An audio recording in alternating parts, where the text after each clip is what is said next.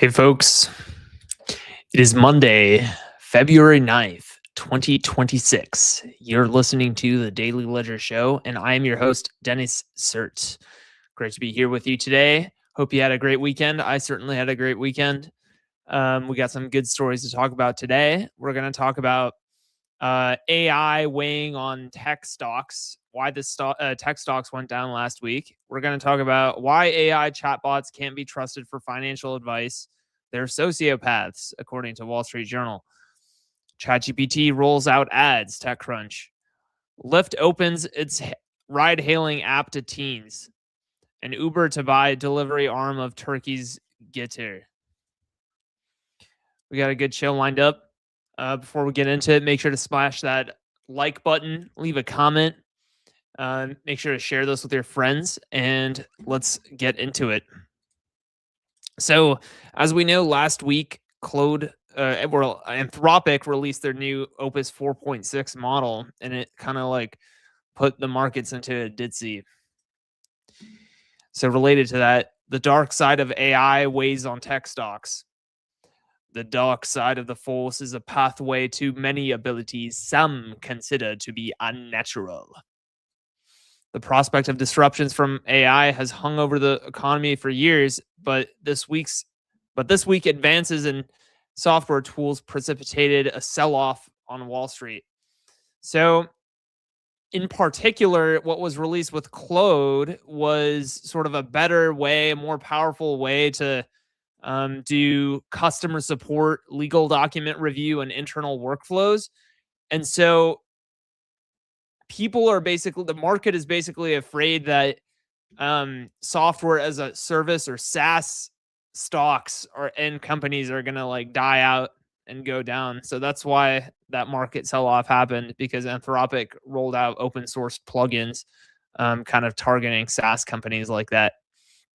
And we have Sam Altman, of course, who's sort of competing with Anthropic there. So he goes, there have been a number of these big sell-offs.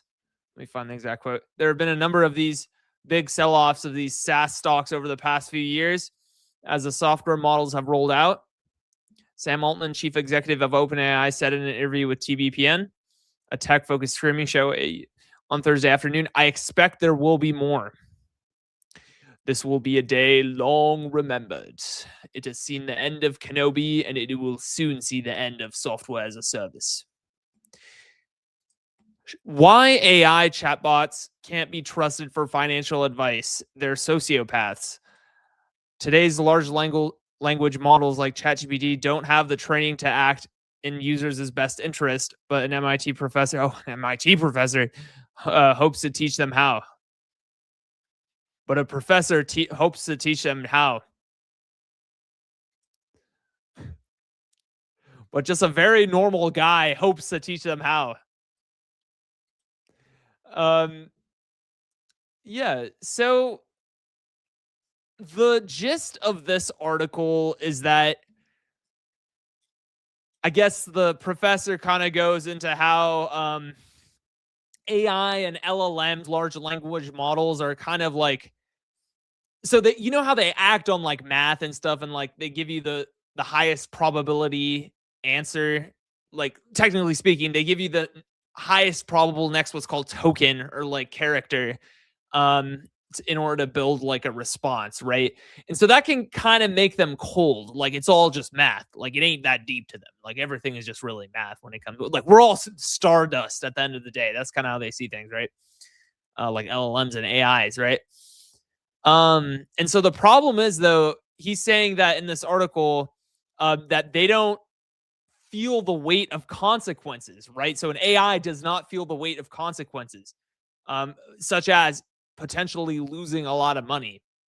And so in this article, it kind of goes into how the AI will calmly suggest a risky strategy in finance with the same tone that it would suggest like buying toothpaste or something, right? So that's kind of the idea behind this article. And my response is like, we should threaten the AI.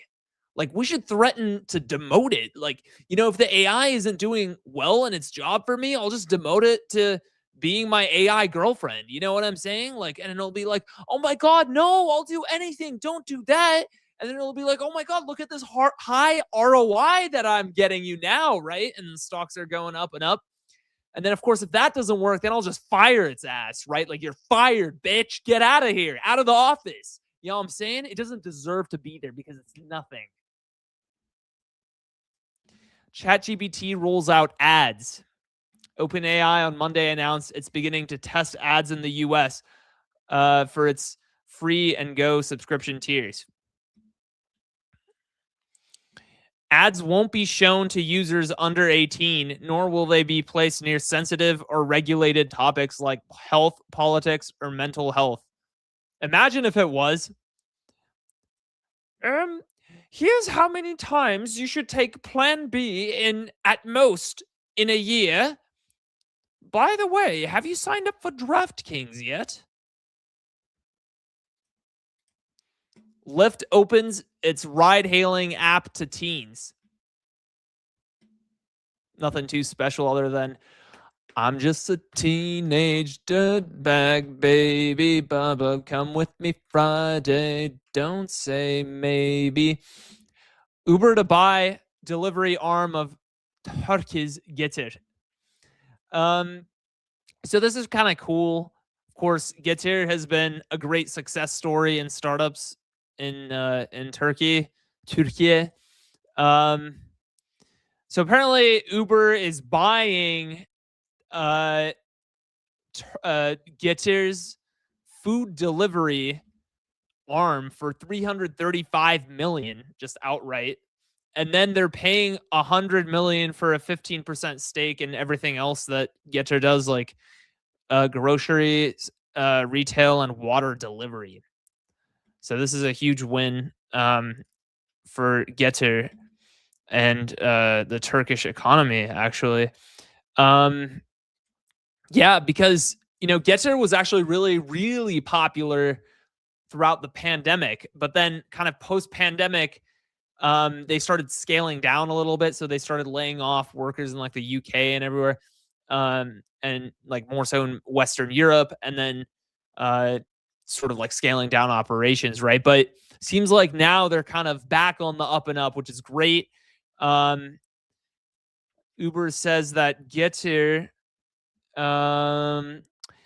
food delivery business alone recorded gross bookings of more than $1 billion in 2025, up 50% from a year earlier. So how about that? I think we're going to end the show off on that note. Hope you guys have a great evening, and I will see you tomorrow. Peace.